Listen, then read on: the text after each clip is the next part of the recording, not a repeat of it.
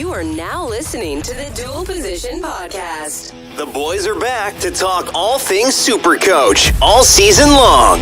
Please welcome your hosts, Whisperer and Brew. I don't know why the audio keeps cutting in and out, but we're here. Mate, how are you?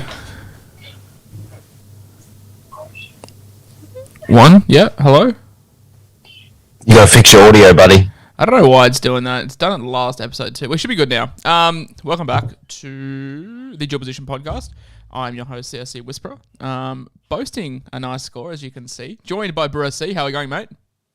Yeah, not too bad, mate. How are you? Good, mate, good. Obviously, Supercoach was a pretty good week for me. Finished up with 13-12, so pretty, I guess, monster score from what I can see around. I've seen 3 or 4 scores that have been bigger floating around, so not a bad week. I just want to give a little brief moment.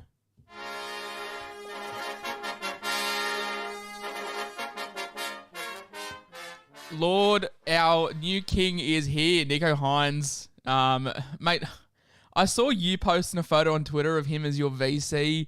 There was no mention of him entering your side come Tuesday. I'm just going to stop asking you your sides come trade time because it changes every week. What did you end up doing? What trades did you end up making? Mine changed a little bit from Tuesday, but I'll run that in a second. But what did you do, mate? Yeah, because by the time we have TLT and then jump on the air, I don't have much time to play around very much. So I was quite confident. I said, I think on last week's pod, I think I made the bold prediction that he'd get back-to-back tons. I was pretty confident in that. And that confidence made me go, you know what, if I really think that he's going to do that, then I may as well just buy him. So rather than going another gun player, I opted to go Schneider all the way up to Hynes. And I did that by selling Clemmer down to Max King. Yeah, that's fair. I'm debating whether we just bite the bull and get Schneider back in after trading him out. I might cut ties with Sammy Walks. I don't want to, but we'll touch on it. Mate, the chat is blowing up after they've seen my score, so that makes me feel a little bit giddy inside because the first 2 weeks have been rough. I should see some green arrows. We were very blessed. Nanai, Dylan Brown, Ryan Pappenhauser, Nicho Hynes. Who else did we have to go big? I brought in Talon May, played him. Isaac Tago, played him. Like everything that could go right did go right. My AE was Andrew Fafita, and him getting sin bin wasn't ideal, because that was 10 points off the table. Max King not playing his usual minutes, not ideal. But, I mean, I can't be upset with 13-12. So, very, very nice. We should see some green arrows. I think you're sitting about par. I think 1,057 is kind of par. For my trades, we ended up going, obviously, Angus Crichton out. I was deciding all week between Crichton and Fafita. Made the right call with Fafita, held on to him. Didn't do fantastic, but 70-something in nothing is fine. So we traded out Fafita. We traded out Britton Nakora, who decided to pull his finger out and do something this week finally. And we also traded out, what was one more person? Can't remember. Traded out someone. And we brought in Beau Fermor, Talon May, and Brad Schneider. And we brought in Nicho Hynes. So Beau Fermor went for 90 plus. Talon May went over 100. Nicho Hynes went 127. So 3 pretty good trade-ins. Britton Nakora getting 67 was kind of weird, all in base as well. But yeah, it is what it is. You take the good with the bad. The only difference I could have made, looking at my side, the only difference that I could have made was starting Billy Smith over Will Panasini. That would have netted me another 30 points or so. But overall, like I cannot complain with the week that I had. Everything went right, and then seeing Nanai crash over for 3 tries this afternoon was very, very handy. Mate, let's move into the first game. The pouring wet. I was tempted to straight C Nicho, but as I saw it was pissing down, I took the C off him and we stuck the vice captaincy on him. But he's just a gun. Like, he's getting so many touches. I'm very, very happy to admit that I was wrong on Nicho Hynes. He is an absolute sensation. I'm going to try and work out how to run Cleary and Hynes in my halves together. But for now, I mean, 124 from Nicho. You must be pretty filthy because you were his biggest fan all preseason and then didn't end up biting the bullet. But yeah, you're pretty happy overall now that you're an owner. Yeah, I had Walker and Hines as the combo for so long, and then I was kind of like, I don't think I can give up Schneider goal kicking rookie half, and then I ended up doing it anyway. So it's a bit frustrating, but I'm just happy to see Hines succeed. To be honest, I really like the kid, and I was very confident he'd succeed. So seeing him do that's been good, and now I'm back on the train, and he's sticking in my side. It's going to be really tricky this year because, like in the short term, I want Brown and Munster, I want Cleary and Hines, and that's a very expensive halves combo. Yeah, but I mean, no one else is really doing a whole lot to justify it, and the halves are kind of killing it. Cody Walker also came back to a little bit of relevance as well, and he'll be dirt cheap in a couple of weeks when that South draw opens up, so he's someone there to consider. But overall, like the Sharks to us too got on the night. You got Matty Kavalu, he got an 89. Sione Katoa with a 78, Jesse Ramey with a 75. As I said, Britton Okora 67, pretty much all in base. There was no question 20 minutes into this game who would win once Jaden Sewer got sin binned. The Sharks just took full control of that and ran away with it. As I said, the only downside for me was Andrew Fafita, him getting sin binned with 10 seconds to go like a numpty. He lost me 10 points as my AE, but as I said, you cannot complain. Braden Trindle, I thought Blake Brayley's minutes would be affected with Braden Trindle and Cam McKenna sort of on the bench, but Trindle played very little minutes and Brayley continued to do what he's been doing the first 2 weeks. So people that jumped on him, yeah, I'd be writing him out because a little bit of uncertainty with Harry Grant. What's he going to be like coming back from COVID? Is Brandon Smith going to be taking minutes out of that hooker role? Like, we don't know. So if you did go, for example, like Reed to Blake Brayley, you're doing fantastically there. For the Dragons, mate, Jack Bird with a 66 with a try. Zach Lomax 65 doing sweet FA. Ben Hunt with a 62. Not much else to really talk about there. There was, the Sharks just dominated this one. Once they had the man advantage, they did not let up. Unlike another side that we'll talk about that had a man advantage and butchered the game, the Sharks were just ruthless. Yeah, it was a very one-sided game. The Sharks pretty much dominated the contest, and as you said, even Bird scores 66, but it's with a try and a line break, so it's not that impressive. Lomax is good. If the Dragons find form, he'll be a real good option. Yeah. Outside of that, it was just all Sharkies. Yeah, I really want Lomax, but like the draw never gets stable for the Dragons. It's always like two good ones, two bad ones, a good one, a bad one. So Lomax has proven that he can score, but yeah, I just want to see the Dragons click a little bit better.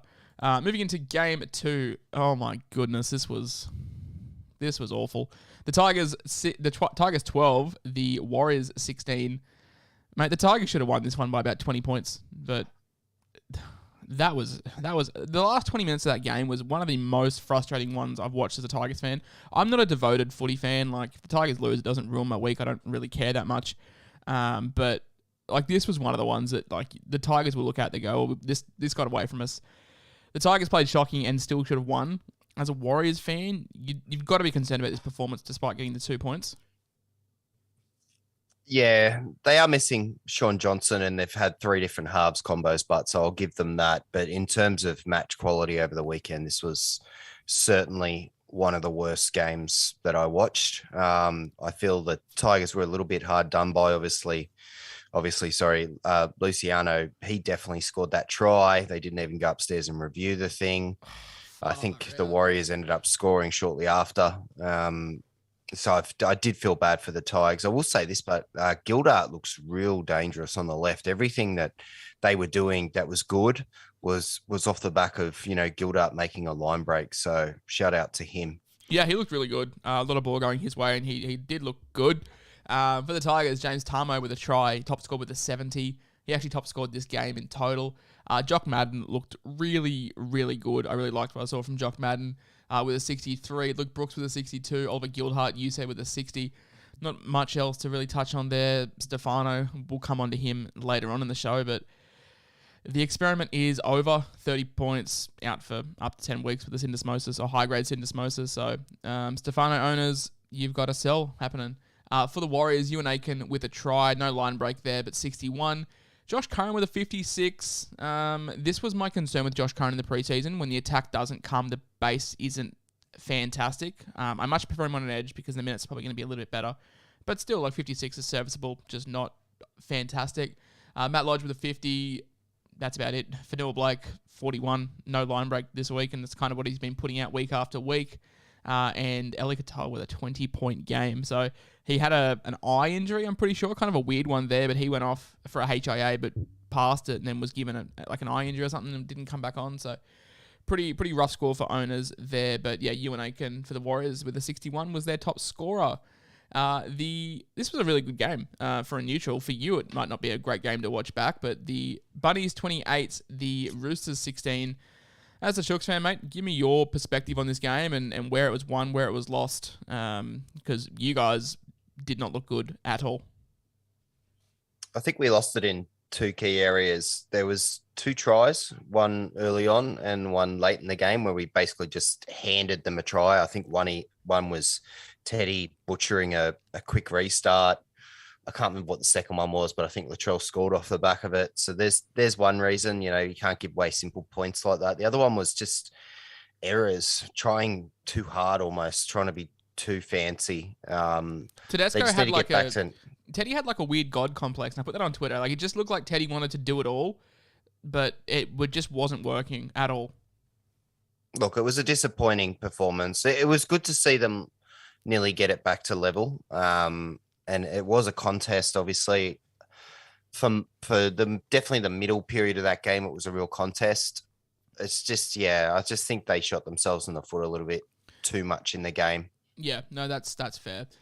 For the Chooks, though, Cam Murray, your boy, 129. This was just an absolute masterclass game from him. Yeah, he tore it apart. Obviously, getting the early try was a great kickstart, but he just kept going. He was playing like the best lock in the game. I still think that's Zayael, but if he plays more games like that, Cam Murray will certainly come into the conversation. Yeah, I think Victor Radley looked very average. I think the clear-cut consensus is Yo and Murray. Some have Yo, I have Yo, some have Murray. But you can't really argue either way. Both of them just do a fantastic job. Both of them are the blueprint, I feel, for just being a modern-day 13. But he top scored with 129. Keon Kulumatangi with 86. Damien Cook went back to some form with a 75. Jai Arrow with a 61. Disappointed. He had 73 pre-updates. And I don't know what he lost, but yeah, he had a line break in there, so... and the minutes weren't fantastic, so Jai Arrow we could look to move him on, but there's no one else in that really price bracket there. Like, sort of moving forward for me to look at, Cody Walker with a 59, as I said, came back a little bit, but his break even was 200, so he will lose a fair chunk of coin. For the Chookies, Joey Manu with a 75, Daniel Tupou with a 71, Siasiwa Takiaho 2 weeks in a row with pretty good scores. I think he had a 69 last week, 67 this week. Teddy with a 64. I was worried as a non-Teddy captain after the first 20 minutes because he just looked to be in everything, and then that sort of turned into a bit of a horror show. Wasn't one of his finer games, so for him to end on a 64 was good as a non-captainer. Popular trade in Nat Butcher with a 59. Do you think this horrible performance from the Chooks forces Robbo's hand to put Gus back in the starting side? I don't know what to expect, to be honest with you. I really hope Angus comes back in. He didn't really look impactful in the middle as what we thought he would have off the bench. Just kind of looked very meat and potatoes in the middle. His best place is on the edge, so I certainly want to see him back on the edge, but we will see what happens. Like, if Nat Butcher was on the... Let's say it was Angus injured and Nat Butcher was taking that wing, I would have jumped on last week, no problems. But there's just too much uncertainty, which puts me off both of them for the time being. Yeah, that was my issue. Like, what if this turned into a 4-week thing and we've just got Angus plugging 30s from the bench, which is not ideal. I am at a crossroads with what to do with Sam Walker. 41, not a great game to judge him on. And the Roosters have a fantastic draw coming up. But when 180k halfback is scoring 79 points, it makes it hard for me to not get him back in and cut ties with Sam Walker and upgrade elsewhere. And I'll give you my sort of initial trade thoughts at the end of the episode, and I'd love to get your thoughts on them. But yeah, I bought Walker for rounds 4 to 10, but just his involvement. I know he's getting a lot of touches, but they don't look like quality touches. Whereas Kiri and Tedesco are still out the back making plays happen. Speaking of Kiri, though, only 19 points. So, look, we'll touch on sin bins and send offs. Kiri features in one of them, but I'm not sure if it's time to cut ties with Kiri yet. But what are you thinking? Obviously, you're a non-owner. I'm a non-owner, so it's easier for us to say. But seeing him get a 19, what are we doing with Kiri? Are we selling him, or are we holding firm with that Roosters draw coming up? It's a bit tough because, Kiri is a flat track bully. So you could get some luck with him over the coming month, but I wouldn't hold with confidence. Yeah, 100%. Okay, game 4 this week. The Panthers 38, the Knights 20. I watched parts of this game. I didn't get to watch it all. I had to go back and watch the highlights, but let's just get the elephant in the room out of the way. My thoughts on Mitch Barnett are very clear. If that happened outside of a footy field, that would be a jailable offence. Let's just call it what it is. It's a dog shot. You can say he's a good bloke. You can say it's a brain snap, whatever you want. It was significantly late. It wasn't a split-second thing. It was quite late. And cocked elbow to the throat. Very, very lucky that Chris Smith is not seriously harmed. And mate, if he gets 12 weeks... cool, like that's got to be it. Like, I feel like 10 to 12 weeks, surely. I know some people are calling for 4 to 6, but it was barbaric and brutal, and it's got no place in our game whatsoever. I don't know what to expect from the judiciary these days. I'm thinking it's in the 8 to 12 range, so we'll see if that's what he gets. I know years ago someone got about 16 weeks for a similar incident, but we're talking a long time ago. So we'll see what happens with that one. This game was pretty fun to watch. I got a lot of respect for Newcastle out of this game. Yeah. That scoreline does not really reflect the match itself. There was a couple of late tries to the Panthers, which blew that out. But the Panthers being, only 6 in front with about, say, 8 to 10 minutes to go was an amazing effort, considering Barnett went in like the 33rd minute or something like that. So bravo to Newcastle. Let's touch on the Panthers, because it was 2 young kids, 2 absolute weapons. Talon May, Isaac Tago, combined for over 200 points on that left-hand side, and everything went through them. And considering the amount of tries they scored, to see William and Kikau on 31 points has to be a bitter pill to swallow for owners. Yeah. We got said this. Both Kikau and Olakau'atu this week. That's brutal. We said this though, like we said on the pod, like, and it's not a revolutionary statement. We're not geniuses for saying this, but Kikau is just that 100 or 30 guy. Like he will tear it up, or he will do sweet FA. I did love to see it though. Oh, don't get me wrong, so did I. I did love seeing it. I faded Olakau'atu, I faded Frizzell, I faded Kikau as well. I faded Josh King, not ideal. But yeah, to see the other 3 sort of go less than what we thought they're sort of capable of is great. But May and Tago, mate, like they are just... The chemistry is real with those 2. You can tell they played a lot of footy together in the juniors. Yeah, they look like the best centre wing combo in the competition, and it's their first game playing together. So I'm not saying they are, but I'm just saying that's what they look like. That they were just electric, and it really seemed to, I don't know, it did something to Tago. He grew another leg in this match, and he looked awesome. He was involved in everything as well, and obviously, I thought Tago was more impressive than May. To be honest with you, May just, at the end was lucky enough to be the one to fall over for a couple of tries. But yeah, it was a super impressive effort from those 2, especially being such young kids. Penrith is loaded with young talent. Yeah, it's just not fair with the Penrith system as to what they've got happening. But yeah, they looked really good, albeit it was against 12 men. So take that with what you will. But yeah, I've got no issues playing May moving forward. They get Cleary back next week, which is going to be a huge, huge boost for them. And then, yeah, so... It is what it is. They were fantastic, and I feel like I'm 10 foot tall. The fact that I brought Talon May in and played him, so yeah, really, really nice. Stephen Crichton, 85. Sorry, Stephen Crichton's gone to another level as well. Like he was always a fantastic footy player, but it never really translated to Supercoach. And this year has been fantastic for him. We'll lose the goal kicking, so probably lose a couple of points there. But I mean, overall, like he's been very, very handy. Jerome Luai as well, the myth without Nathan Cleary, finally had a good game. Scored 75 points, so good for owners there. Dylan Edwards with a 74.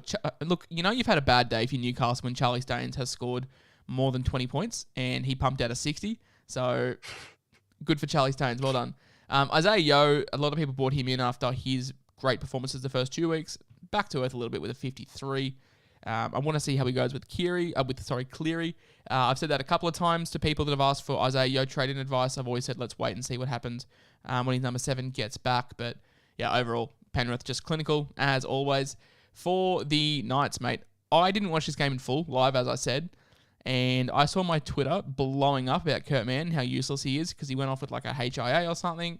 And then I checked the scores and the bloke scored 86 points. So I'm like, what more do you want him to do? But down to 12 men, had to make a boatload of tackles and just racked up those base points. Yeah, I think there's some type of attacking or at least some create stats in there because he was in everything. Kurt Mann, he had a really, really good game. Did go off for a HIA for a kick to the balls. So that one was a bit random, a bit shocking. Tex Hoy had probably his best game in the NRL. Best scored a lovely try. Gagai continued to flip me off the bird.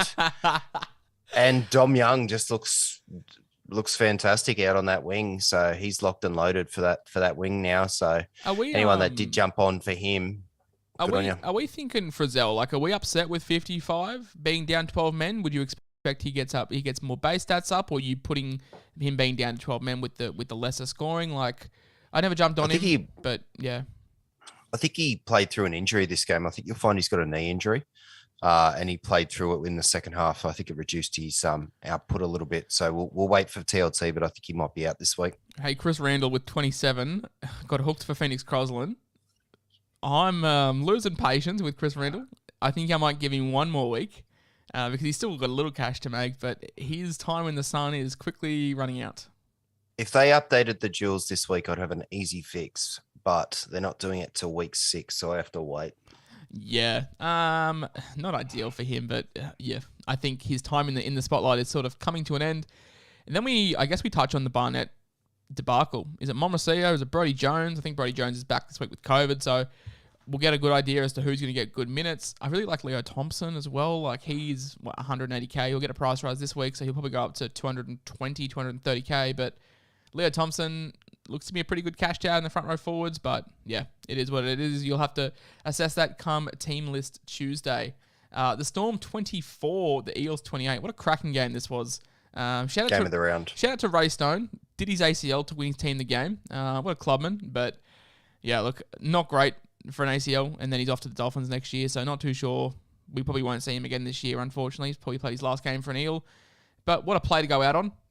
You can say that your last play for the club was to score the match winner against Melbourne in Melbourne. This was a phenomenally great game. Highlighted, as you can see, I've got a couple of green highlights here. 2 boys that went big, Pappenhausen and Dylan Brown. Dylan Brown, mate, he looked like the 2019 Dylan Brown, just taking on the line. Oh, sorry, 2019, 20, whenever his rookie season was, taking on the line, looked really good. Like, he just racks up points left, right, and center, and then the attack that he gets on top is just an added bonus. He had a great game, and it was good to see him and Moses sharing more control in the halves. I think they're a better side when they do that. Papali'i was really good as well. I know he's limited like in his ownership this year, but he was certainly good. Gutherson, I thought he was fantastic in this game. And obviously the top 3 names for Melbourne, they speak for themselves. It's the best game I've seen from Cam Munster in many years, I'd say. Pappy obviously benefited a little bit from a late try to boost his score up a little bit, and Cheese was Cheese. So yeah, I'd rather talk about the contest. Cheese with one head as well, 100 points with one hand. What a man! What an absolute stallion! It was just a great game, to be honest with you. And I kind of thought the Eels had really stuffed it up when Reid didn't throw the ball to Moses when they were up by 6 and kicked that field goal. And next minute, Pappenhausen sprinting away and scores a level. And I'm like, well, Melbourne don't lose in situations like this. But as you said, a certain fella, off the big right foot step to score the winner. I didn't know that he actually did his ACL. I hadn't heard that news. I knew obviously that it looked bad because he didn't get up after he scored the try, and after the game they didn't have an update at all. So I didn't know he did an ACL, poor bastard. I'm pretty sure. Look, I was sitting in the Thai restaurant in the middle of Newcastle when I was watching this game. But I think Physio tweeted out that it looked pretty much like a textbook ACL non-contact sort of blowout. But yeah, I mean, anyone that owns Mitch Moses is called out for a try assist. I think you're having to lend yourself there. Come on, That ain't a try assist. I know that you're holding out for it, but it's very different situation. I know people are using I think it was round 1 when he put the kick in and the fullback let it bounce and sort of they scored off that. I can cop that as a try assist, but a missed field goal, that's not a try assist in my eyes. I started that, so I don't mind if he gets it. Doesn't bother me. Not a chance. But yeah, look, Isaiah Papali'i playing 80 on an edge, it's hard to pass him up. I just don't have the cash for it. And another premium front row forward today was bailed out by some late junk. And look, Pap is looking good. And if he's going to be locked into playing 80, then yeah, it's hard for me to not take him up on that, especially Jewel. Down the roads, absolutely. I'll look to get Pappy in, but right now I've got a whole bunch of other flyers to put out, so I'm not thinking about anyone premium at the moment. I don't have IPAP, but I do have the regular PAP, and yeah, what a comeback from him. 107 points, even without the try, 90 points, and he was making me sweat. I looped Hines for his 124, but Pat made me sweat, but overall, like, it's just good to see that him sort of back playing confident footy.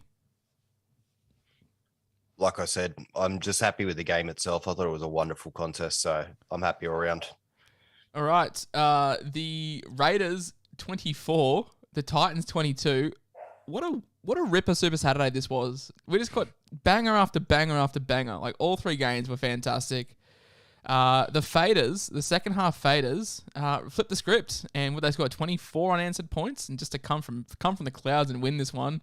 Brad Schneider, rookie, 79 points after I just traded him out. Making it very hard for me not to get him back in.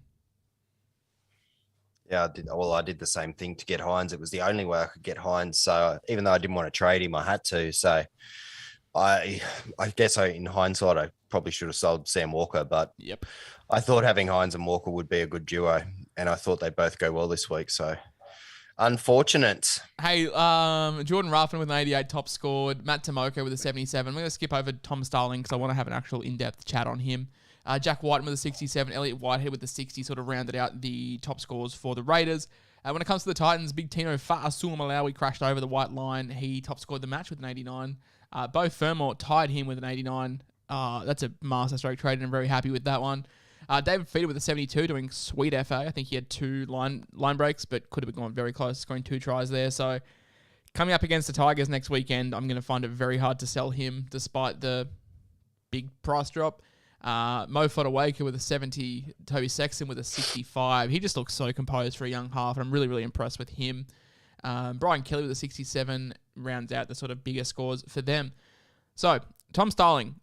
Panic set into the Supercoach world about an hour before kickoff because it was reported that he was coming off the bench. I didn't mind. I felt like this was just the Connor Watson role where you come off, the sting's taken out of the game 20 minutes in, and then you come on. And then it was the 25th minute, and I was like, oh shit, Starling is not going to get that many minutes. But he definitely made use of the minutes that he was given. I think he played 55 and scored 70 points. Had a try assist and line break assist in there, but he was passing the eye test, and he... I think myself and the other directors at the Ramsey Resurgence will have to be drafting up a contract to maybe get this man in next week because at 300 and I think he was 340k, had a 40 break even, so he'll rise a little bit, but not astronomical.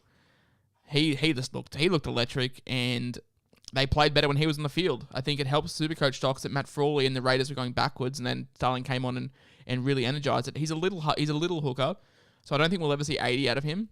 But, man, if he plays 65, like, must have, in my opinion. Yes, 65 maybe. 55 would still worry me a little bit because he's not going to get 70 points every week.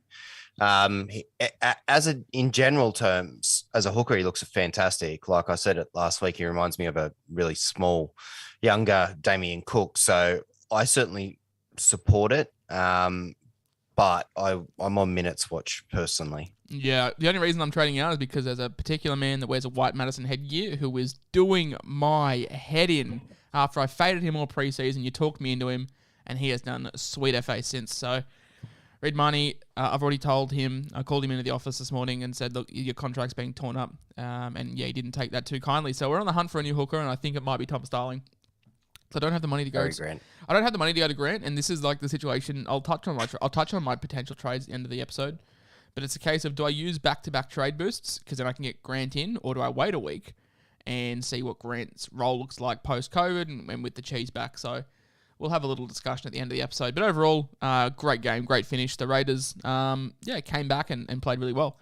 Moving on to today's games, the Broncos 12, the Cowboys 38. The second half was just as one-sided as it can get. Absolute domination.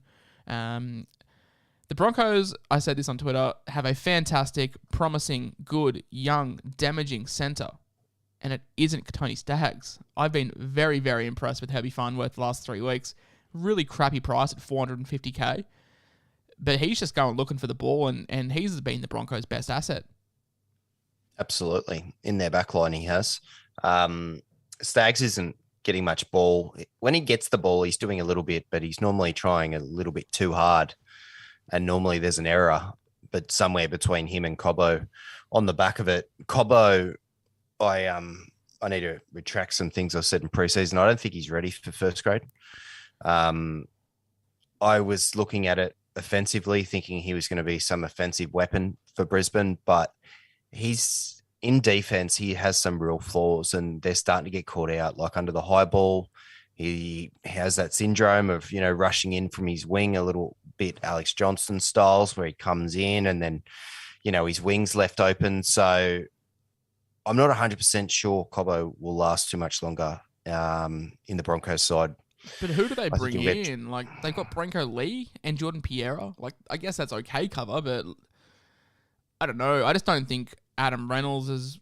I mean, if you shut down A-Ray, that's kind of the Broncos' strategy on that side of the field. Albert Kelly, on the other hand, he's looked really good. I think he's looked really eyes up. I think he's looked very electric, and he's providing the spark in the Broncos' attack. I thought, in general, that they really lacked structure.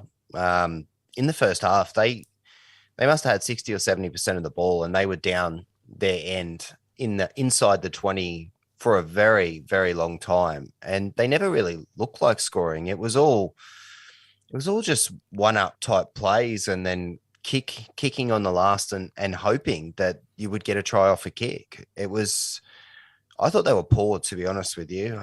Certain people had good games. Paddy Garrigan, he was an Iron Man in this game. Herbie Farnworth, as you said, like, he was the only person that looked like really making an impact or making any type of damaging run from inside their own half.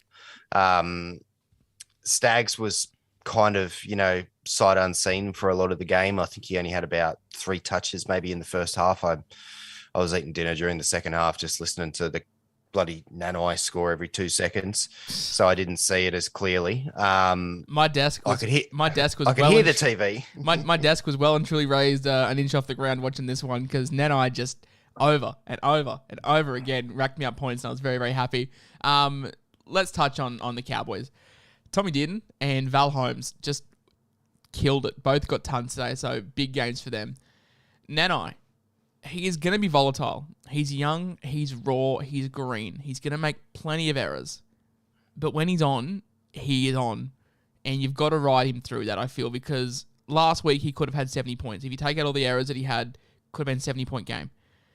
He just has a knack of making things happen. And I feel you've just got to stick with him. You've got to play him week in, week out, and you've got to understand that you might get a crap score from him one week, but you're going to be rewarded for it with a game like a 90-point game. And none of his tries had line breaks as well. So, yeah, he's just full of skill. I'm very, very happy to own him. Very, very happy that I told everyone that would listen to take him over Lukey. And the Cowboys need to lock him down. He's off contract. They need to do everything they can to get him on the books ASAP. Yeah, look, like you just said, there's about 6 clubs chasing this guy. They're talking about trying to make him eligible for Origin. He's Kiwi born, but the bloody Maroons want him.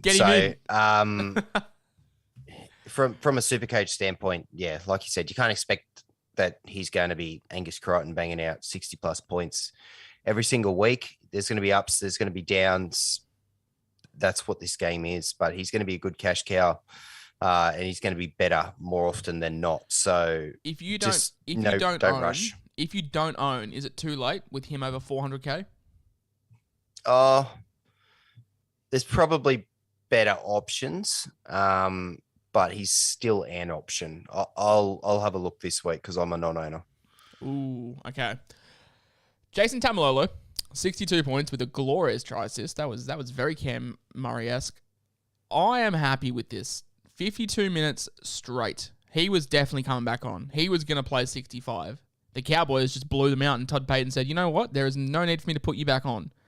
As a neutral, as a non-Lolo fan, just seeing him progress week on week and getting better and better and better, I don't think we'll ever get back to his 75-point average days, but to see him play 52 straight, come off, and potentially come back on for the last 15, there's got to be some interest there. And if you don't own it, there's got to be a little bit of a worry there as well, because it looks like he's running with a bit more vigor as well.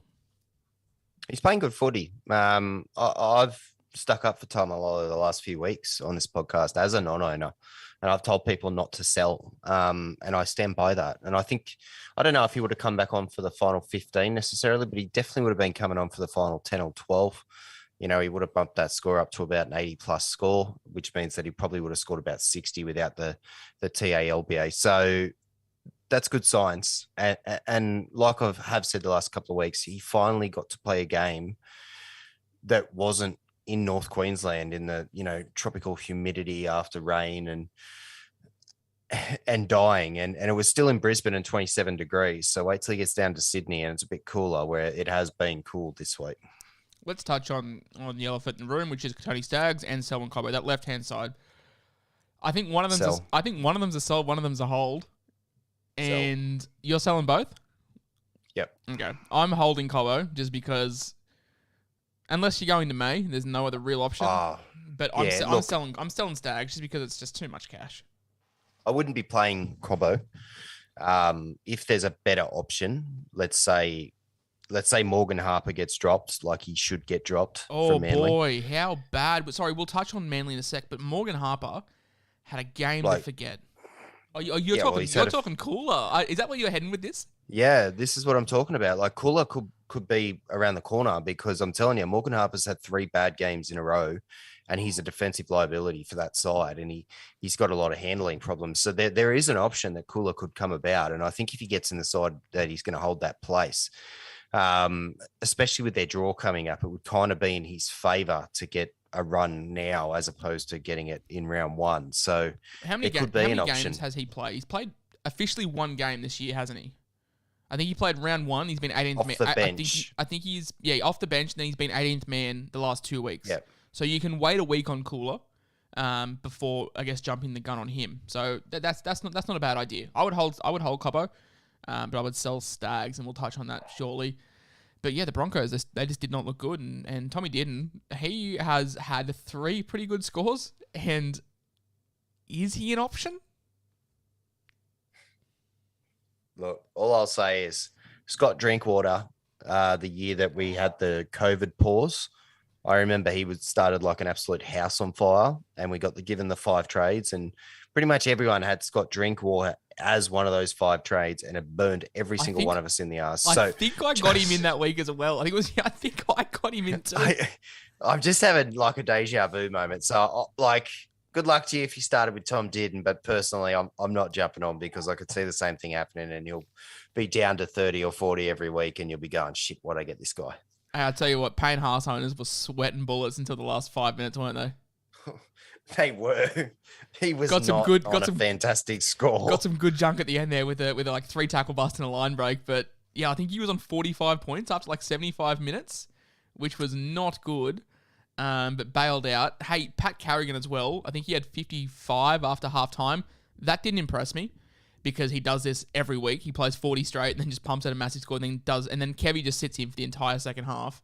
But Jordan Ricky went down, and Paddy Carrigan had to step up, and 73 points, pretty much all in base power. If he can play big minutes, he is a genuine option, but I don't trust Kevy to play him regular minutes. Yeah, let's just blame Kev, bastard. He needs to play him like Cameron Murray. He needs playing 65 to 70 minutes. Then we'll have a genuine keeper. Hey, do we look at Ruben Cotter, or are we just seeing inflated minutes because Cohen Hess got injured? Because he played 60, scored 60, fantastic PPM. Cotter has always been a PPM beast, but he's never seen the consistent minutes. do we see a world where he starts to play bigger minutes now? Let's wait till TLT and talk about it on Tuesday. Are you keeping him up your sleeve? I don't know. He's I need available to to look into it, to be honest with you. hooker. And I didn't see the second half, so... Just available hooker. Very similar to Kurt Mann, just making tackles for fun. The very last game, Manly 13, the Bulldogs 12. My hot take for this week was DC to outscore Turbo. They both finished on 62. So for the last hot take of the week, we're sweating bullets on updates. But look, Turbo scored 62. Turbo will update. He will update, but boy, he put the team on his back. I think he had 22 runs. He could have gone for a lot more, but I think teams have sort of worked out how to defend Turbo a little bit. And if you've held him this week, do you hold him long term? Because you knew you were copying the massive price fall, but now you get the draw that opens up. Yep, Turbo's he's staying now. So he, like you said, he was taking the hard runs. At the end, he was still taking the hard runs to get him up the guts and get him in the position for that field goal. And that's just what Tom does. And they have worked out how to multiple man him so that it shuts him down. But I'm sure they'll come up with a plan to try something new eventually, and we'll see Turbo getting some big scores again. He's not too far off. Like, he's still, like, I think 2 of the 3 weeks he's gotten 60 plus, which, isn't a bad score. Like, it's a couple of years ago, you would have been quite happy with that. It's just we're used to fullbacks getting tons nearly every second week, and that's the problem. Turbo hasn't done that yet, but it's coming. It is coming soon. Like, he was held up in the first half. You give him an extra 30 points, and with his updates, he probably does score a ton. So he's trying hard, but they have worked out how to shut him down a little bit. Ruben Garrick, 69. Nice. Top scored. Brad Parker, 66. Kieran Foran, 65. Cherry Evans and Turbo, 62 each. For the Broncos, for the Bulldogs, they're a lot better than I thought. Well, yeah, it's like I said. Like I said last week, they'd hang into that contest with Brisbane, and it was the same this week. I didn't think that the Manly were going to smash them. They haven't been in the form to smash them. And then when the hurricane came and hit that ground, it definitely was going to be a tight contest. Bulldogs got out to an early lead. I was quite impressed with the Dogs overall. I thought they played with a lot of heart and soul. They still need to work on their structures and whatnot in attack, but they're hanging into contests. They're not giving up. They're not getting trampled on by any means, and they're certainly not the worst team in this competition. Someone just made a comment on our Payne Haas slander saying the Broncos had no ball. It's not Payne Haas's fault. Why could Carrigan score 75 points? So, hey, so for the Bulldogs, Max King needs to play 80 minutes. We need to make a petition to get Max King playing 80 minutes a game because he's a weapon. And Trent Barrett, stop stifling him and stop stifling my Supercoach team, please. But overall, there wasn't a whole lot to talk about here. None of them scored over 60 points. Paul Vaughan with 51 was sort of the top scorer. But yeah, that's kind of it. Hey, let's move into our favourite segments of the week. That deserves sending off, I'm sorry to say. I have a lot of guys here that are getting sent for 10 and or sent off. Tyrell Sloan, sin bin. Luke Keary, sin bin. Chris Randall, sin bin. Any popular trade in this week, kick out, Ola Kawatu, Peter Hiku, etc., sin bin. Not pulling the trigger on them yet, but not ideal considering how highly... Apart from Josh King and Nico Hines, did any other popular trade-in really kill it? I can't think of any off the top of my head. I just want to say I told you so on Hiku, by the way, but yep. I know. Keep going. I faded him because I had to. And people in the chat are like, "Do you still want Hiku?" And they're laughing. I couldn't make it work, so I'm like, "Oh, I have to stick with Firma." Like that's a bad thing. And then in hindsight, that was brilliant. Will Penasini in the sin bin. Corey Hadawira-Naira, your boy, in the sin bin. Selwyn Cobbo, I've put in the sin bin, and I've put Stag sending off. That's yeah. And Max King also in the sin bin. Sending off Cody Ramsey. It just hasn't worked out. Big Stefano, 10 weeks out with the syndesmosis. Move him on. Eli Katoa, you've got to sell him. I said this after round 1 after his great score. With no SJ, I just don't see the upside. Move him on. Angus Crichton, move him on. Mitch Barnett, he'll move himself on. Reid Marnie as well. It's just not worked for Reid Marnie and Tony Staggs. Mate, who are you sending off or sin binning? I've only got one definite send-off, and that's Ethan Bullimore. Oh, we didn't talk about him. Boy, he got hooked. Not hooked, but like out before we saw that he got moved to the bench.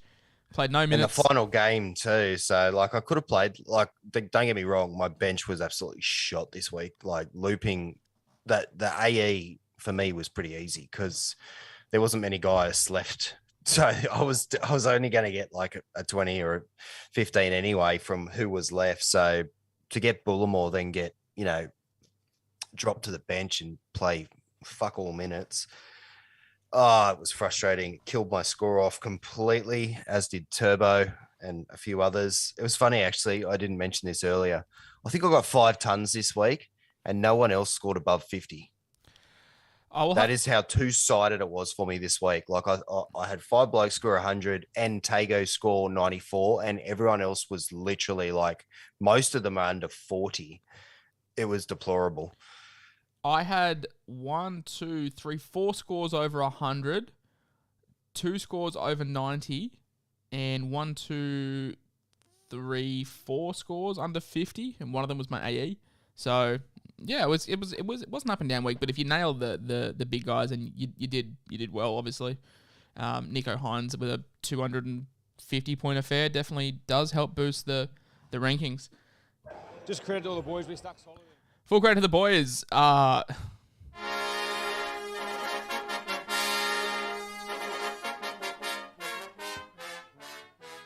Lord and Savior Nicholas Hines, he is obviously getting a big full credit. I think he is. He is the new mascot of this show. I've put my Nico agenda aside, and I'm now one of his number one fans. Hey, Cam Murray, big full credit to Cam Murray. What a performance. The Panthers left-hand side minus William and Kickout. Big full credit to them. Luai, Tago, May.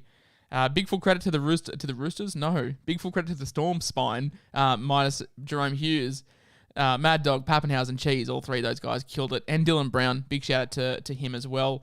And shout out, I never thought I'd be giving a full credit to the boys to Val Holmes or Tom Dearden as well, but there was a couple other good performances from this weekend that were hard to mention. I mean, Isaiah Papali'i, Kurt Mann, just two of the ones that come to mind, but yeah, there was way more tons this week, which makes for better Supercoach scoring.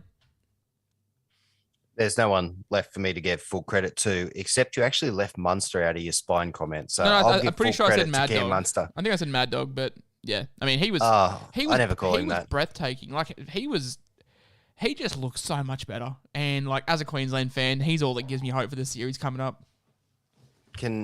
My hope for TLT is just give me some cheapies at centre, please.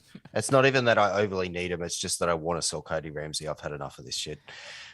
Okay, so do you have any sort of, 9 o'clock on a Sunday? Do you have any sort of rough trade ideas in your head? Well, Taylor May's coming in. It's just whether or not I get rid of Bullimore and move Isaac Tago up, or whether or not I get rid of, because I've still got Sean Russell. I can just go Sean Russell down. I've also got about 150K in the bank, so I'm hoping to do an upgrade somewhere, but I'm not sure where yet. It might actually be at centre. It just depends. I'm happy to play Billy Smith for a few more weeks and see if he can find the stripe. Penasini, I'm happy to play week in, week out. I think if he has a couple more weeks where he goes like he did this week, that would be a concern, but I don't think he will. Tago's a safe play. I think Talon May's a safe play. So yeah, I'll probably aim to get a forward and strengthen that area because CHN this week for me going low. The attack dried up, mate. The attack dried up. I was so frustrated to see him score because I know how bad he can be when he doesn't get the tries. So the attack did dry up. That wasn't the thing, but like he only had 3 hit ups. He never only has 3 hit ups, and that's where the difference was. He made a lot of tackles. The majority of his score is tackles, but if he's not getting the hit ups, then he's not getting the try chances, which is his chalk and cheese. I was watching the game carefully in that first half. I got to admit, I went to bed at halftime. I thought it was done and dusted. I just thought they were getting towed up by the Titans, and it was going to be like 40-6 when I woke up, not the 24-22 that it ended up. But yeah, they kept cutting him out, and I couldn't understand why they were doing that because he's such a weapon when he does have the ball. But it was frustrating. And then I got Connor Watson, who again, like I know he got 70 last week, but he was back to another 40 this week after the week 140. And He looked good though. Fletcher Baker hasn't worked out for me at all. Like that. I'd move hold absolutely Watson. hit me in the ass. I'd hold Watson. Like he looks good. Like he looks genuinely threatening. I get that, but like by the time I sell, if I sell Bullimore or Thingo, I might have enough cash to go Watson, say to Fafita, for example.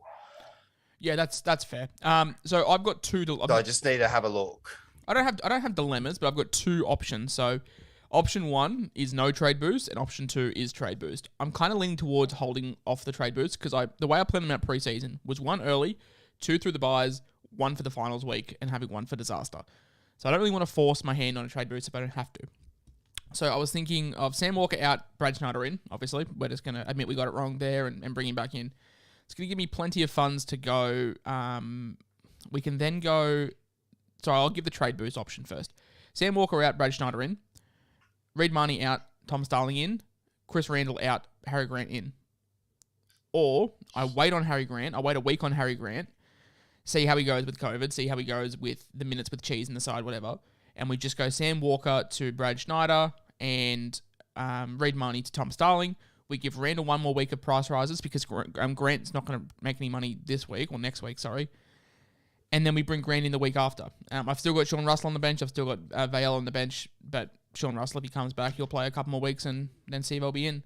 I'm leaning towards not using the trade boost and waiting a week on Grant. But yeah, I'd love to get your thoughts. Yeah, if Grant's not moving and you want to, like Andy is coming back from COVID, I'd just wait the week and not trade boost probably, I think. Boy, howdy, I wish we traded Sam Walker instead of Brad Schneider. Would have scored more points too. And I would have had a shitload of cash in the bank. Yep.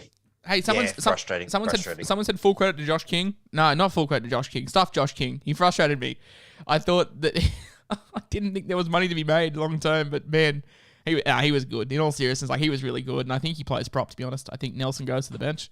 I got sucked in to listening to people on the internet, and I saw Cheese was back, and people were making comment on how he was going to take away from King's minutes. I got sucked into the same narrative. It got sucked into my head, and instead of I took King out, I had King on the Saturday, or I can't remember what day they played. I think it was a Saturday. I had him in.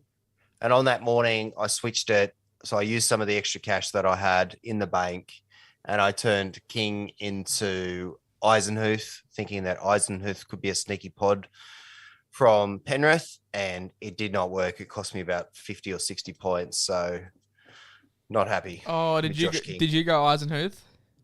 Yeah, I thought the duel might come in handy for me with trades in the coming weeks. And I thought he might make some sneaky cash. Someone said, what's the highest score I've seen around? 13.20 I've seen is the highest score. In one of my leagues. I haven't looked too hard on the internet. Mate, I reckon that's going to do it. I know you have to go to bed. I'll happily sit back up and answer a couple more questions for another 15 minutes or so. But you've been listening to the Dual Position Podcast. I have been your host, the SC Whisperer. I've been joined by Brew SC. We'll be back on Tuesday, mate. Hopefully, I get some green arrows and hopefully you... What realistically for you? What are you hoping for? Just to sort of tread ground, or do you think you'll make some green arrows? I think you will, from where you're ranked at the moment. Yeah, my ranked shithouse. If I can, I don't know, if I can push somewhere closer to the 50, 60K range, then I can hopefully get a few more good rounds and see what happens. But I'm not off to a good start. If I can get into the top 5K, I'll be happy. NRL Fantasy, mate, I'm into the top 1,500 somehow, so I'm doing better on that than I am in Supercoach. But that's going to be everything. I'm going to say goodbye to you now, Brew, because I'm assuming you got to pop off and get some sleep. I'll be hanging around answering some more questions for the next 15 minutes or so. But yeah, all right. See you guys. See you, Brew. Ciao. All right. It's just me now. Let me change the graphic.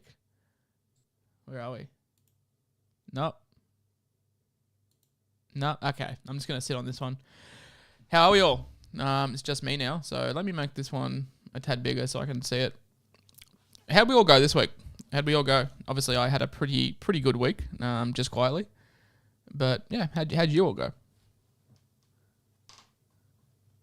Hetherington to TKO is a sneaky pod. TKO's been playing some like fantastically good minutes and have some really good output. So I don't really hate that shout. If Sam Walker does not improve goal kicking, hey, maybe he's a chance to sneak the goal kicking. Is Josh King still a buy? What's he going to go up to? Probably like 350, 340? I don't know. I don't know if I can buy then. So yeah. Thoughts on Hughes to Hines, Marnie Starling, and Bullymore to Fermont? No, I like those trades. Obviously, way too early to tell, but if they're your initial trades, I do like them. Who would I trade Kiri for? I'd probably hold him, to be honest. But it depends on where you're playing him. If he's in your 5/8, try and find the money to Munster, because he's not going to go up this week. I'm glad I didn't pick. Yeah, I'm glad I didn't pick up Kiku too. Did not pan out. I'm really happy that I end up. I'm not happy. I was just lucky that I ended up getting Firma over Hiku.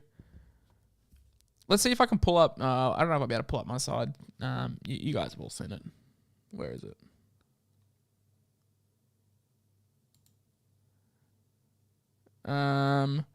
That's how we ended up running this week. Let me add a camera so I can talk to you. There I am. That's how my side looked this week, for anyone wondering on how we got the points. But yeah, I mean, we had a pretty good week overall, obviously. There we go. I'm just sizing myself up so you can see me. There we go. Yeah. So what we ended up doing, I took Xavier Coates out. We brought Sean Russell in. We captained him. We took Hines' loop, and then we got the AE from Andrew Fafita. Thoughts on Hammer to Manu as a pod? I mean, Manu, yeah. If you can make it work, if you can make the money work, that'd be fantastic. Hetherington had goat pod. Lachlan Harris, I got sucked into Hetherington last year. I think he was like 290k playing front row forward. Obviously different him playing back row with better minutes, but yeah, I just got sucked into it. Eddie, no trades this week. That's awesome, man. Well done. Good uptick for you there. Well done. Stags to Firma. I like that trade. Chaz said that's last week's. It's the exact same team that I played this week, man. They're my trades that I brought in. Yeah, the only difference is that we captained Sean Russell. Hold Olakuwatu. I would be holding Olakuwatu. I feel like it's a little bit sideways to trade him out after 1 week. Surely King goes to the bench when Grant's at 9. I think he might play prop, and Nelson Asfa-Solomona might go. Downgrade Nakora to Nanai and upgrade Ilias to Cleary. Maybe wait and see on Cleary how he comes back from that shoulder injury. I think that might be the best thing to do. I don't care what I had to do to Hines come in no matter what. Yeah, that's how I felt, man. Chazza got 13.23. Cool, man. Well done. That's a great score. That's the highest, one of the highest I've seen. What to do with Eli Katoa? I think we trade him. Oh, Strange 11 the show, but I'm all over it. Is this Lachlan Harris? I think it is. Is that you? Is that who I think it is? Keep Munster or bring in Grant. What do you mean keep Munster? Why would we be selling Munster? Why are we selling Munster after he just fucking top scored? Like, well, not top scored, but went very close top scoring the round. Cobbett to May and Schiller to Tupou. Yeah, I like that. We got to cut ties with Schiller. That didn't work for you, obviously. Amman convinced me to hold Tyrone May. It cost me. What? Tyrone May's in England, my dude. To hold Tyrone May. I don't know what you mean. Marnie, Brayley, Walker, Hines. Marnie to Brayley, Walker to Hines. Yeah, cool. Thoughts on Fafita, Moses, Vayela to Arrow, Hines, and May. I would not be trading an Arrow. As an owner, kind of worried about his minutes with Liam Knight. Zach, I got 1,312 points this week. I had a pretty good week, pending updates. Kiri to Brown. By the way, I traded in Hiku, kicking out Olakuwatu. Bro, that is brutal. You got fisted this week in trades. Apologies. Is Katoa to Firma sideways? No, it's not sideways. That's good, mate. That's good money making chances there, man. I'd be doing that trade. Yeah. answer a couple more questions, guys, and then I'll wrap this one up. Hopefully you all had a good week. There's some good content coming out this week. So, yeah, hopefully you had a good Supercoach week, kind of up and down. So, yeah, hopefully you get some green arrows tomorrow. If I can be in the top 1K, that'd be fantastic. But top 5K would be ideal too. I took the VC on May and sacrificed firm when I had Munster as captain. Originally, should have scored 13-14, but it said 12. Yeah, touch and go, man. It is what it is, unfortunately. That's the nature of Supercoach. Yeah. Kira to Hines, yes or no? If you can get there in one trade, yes. What's par this week from Lyle? On my Instagram, I put par as about 11.50, I think. I think around 11.50 was par. So, yeah. Cobbo for May, yes. Trade in Ola Kawatu and kick out as well. At least Gussie stunk, which made me feel better. Mate, when Gussie went for 30 points, I didn't care what Fafita did because I was tossing and turning all week as to who to trade out for Hines. And then seeing Gussie get 30 was just sensational. Like, it was great. Do I owe Brayley an apology? I do owe Brayley an apology. I said he wasn't a buy, but... Oh, man, Mitchell, I was worried about Braden Trindle. Like, if I'm going to be brutally honest about what's put me off Brayley, it was just the Braden Trindle on the bench. That's what concerned me. I just thought he'd take like 20 minutes for him, but he didn't. And to Fitz's credit, he played Brayley pretty big minutes, and Brayley performed well. So, yeah, Blake Brayley's playing phenomenal, so awesome.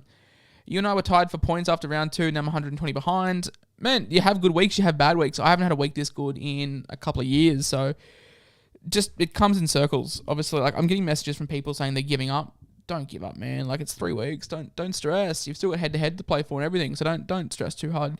Trade a Monet for Tago or May. I don't know who to choose. Oh, you probably missed a boat on Tago, man. I'd just go May. Sloan to Man. Meh. Probably no. What do we do with JTB? Mikey good minutes with Hess injured. Exactly. That's what I'm hoping for. Hopefully he comes back in next week and we can play him again. I'll probably give him a week. I'll probably play Max King again. And I'll monitor Jermaine Storm-Brown's minutes. But overall, man, like, really, really happy with that. So, cool. 11.50 is not par. Pretty sure it is. Think 11.50 is about par. Every league that I'm in, 11.50. Like, 11.50... Maybe the leagues I'm in is different. But most of the leagues... Like, I was in... Obviously, I'm in the main podcaster league where we're all... Like, all the main podcasters are in. And, yeah, about 11.50 was the score there. So, I think that's a very, very nice score to consider par. Max King, disappointing or injured? I think there was reports that he picked up a knock last week. Maybe his minutes were limited there, but yeah, he came off with like 28 minutes to go. I thought he'd come back on, but he just didn't.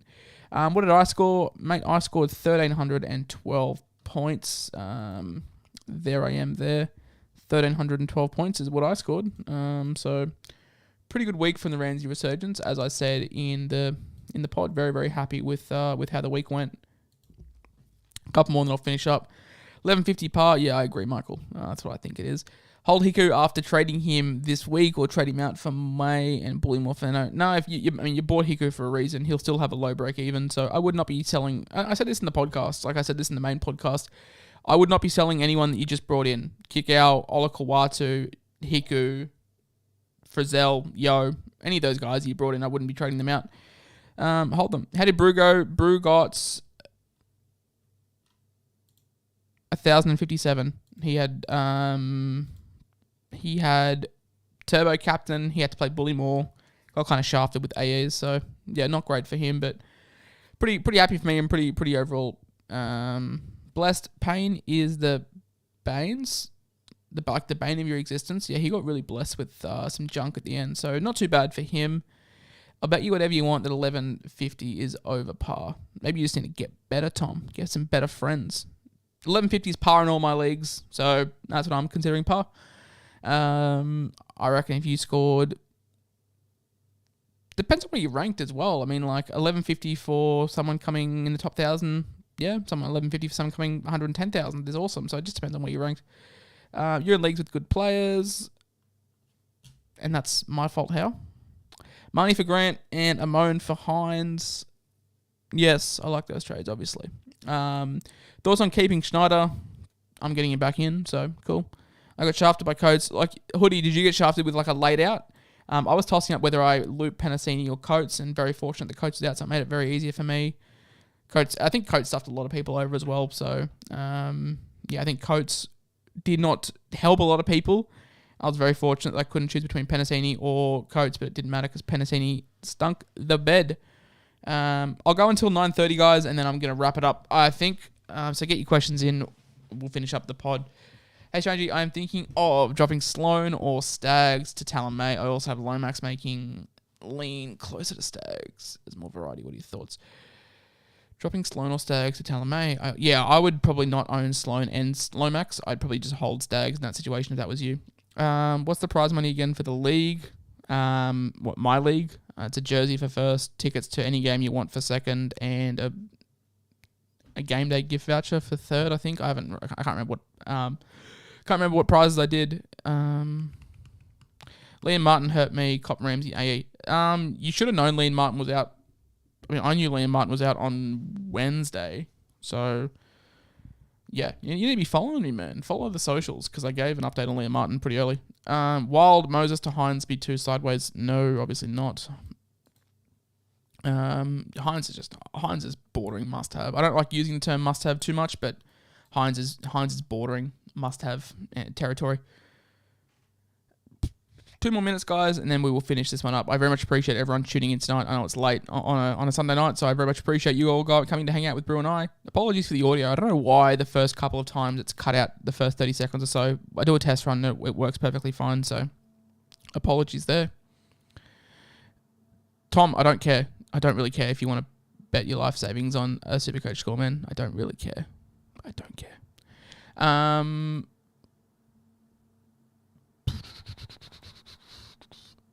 Crichton to Lolo to build on the Cleary bank. No, I would be trading in Lolo. One of these guys, like if you own, awesome. If you don't own him, I wouldn't stress too hard. Thoughts on what to do with AFB? I would be trading him out. He has not performed. He has just not performed at all. To what we thought we would. Brew and I had him pencil in for a top 5 front row forward, and he's just not looking like it. So yeah. Kiri to Brown or any other 5'8", or Munster, obviously, that's number 1 5'8" for me. Cody Walker is another one I'm looking at in round 5, round 6, when the Bunnies draw opens up dramatically. So, yeah. Hold Walker and Kiri considering the run coming up. That's what I'm thinking of. Like, it's hard because I really want to hold Sam Walker with the run they've got coming up, but my thinking is I've got Tedesco already. I've got Billy Smith. I've got Daniel Tupou. I've got plenty of Roosters stock that I don't need to keep doubling down on them. But, I mean, yeah, we'll cross that bridge when we come to it. I'm leaning towards trading Sam Walker out, though, unfortunately. Yeah, AFB to Bromwich, no. Lomax is a consistent week in, week out guy, goodbye. Yeah, it's just I'm worried about the Dragons drawing them cohesion. Thank you, man. Keep killing it, brother. Loving the content. I can't even read your name. I'm a tool. Great username. NRL Supercoach Talk wants to know who to trade in for Big Steph. What can we do at that price range? Not a whole lot. Front row forward's so barren. Like, I'm very lucky I stumbled across Jai Arrow because anyone else in that price bracket sucks. Unless you go, yeah, there's like no one there. There's like no one in the front row is performing. It's just a crap position this year.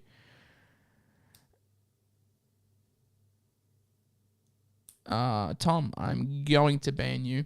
I do not care about your opinion on what is considered a par score or not. Par is very subjective. What is par for me is very different. Par for you, what's par in your leagues is very different. If you're a first-time player playing with first-time people, 900 could be par. If you're playing with a bunch of guys who rate themselves, like I am in the podcasting league, then 1150, 1200 could be considered par. It's very subjective, man. So it is what it is. Who to trade in for AFB? I don't know. Honestly, I can't answer that one right now, guys. I'm sorry. Like, front row forward, off the top of my head, it's just so barren. Jai Arrow,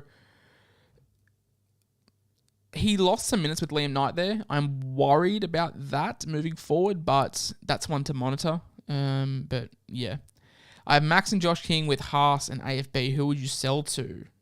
I'd probably just hold, to be honest. Like, and this is the thing. Like, if there's no one there that entices you, then don't sell. Even though AFB is not performing fantastically, I would not be moving on just for the sake of moving on, unless there's a clear-cut option.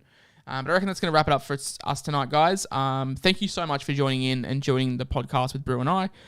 For any of you guys that have stuck around, I very much appreciate you hanging around. I might do this every week or so. Let me know what you think, but I'm very happy just to sit on here, because Brew and I don't get a chance to answer the questions during the pod. I've got a run sheet that I like to stick to. So I do like to sit back after the pod's over and just sit and have a chat with you guys and get my thoughts on the round. Obviously, I'm a little bit more upbeat this week, having a pretty good week, but you're getting my sort of raw live reaction. So we'll go from there. No, AFB hasn't been that bad, but his last 2 scores have been inflated by line breaks, and this week was the first week with no evading stats, and he scored 45, which is not ideal. So yeah. Anyway, guys, that is going to wrap it up. I've been the SC Whisperer, Josh, whatever you want to call me. You know where I am. You know where to find me. There's my handle. There's my team from this week. Just to give you a recap, I scored 1,312 points pre-update. Bruce scored 1,057. Keep on keeping on. Keep killing it with your Supercoach sides. You know where to find me. Give some advice. I was a little bit slack this week with answering DMs. I've just been flat out. So hopefully you guys understand.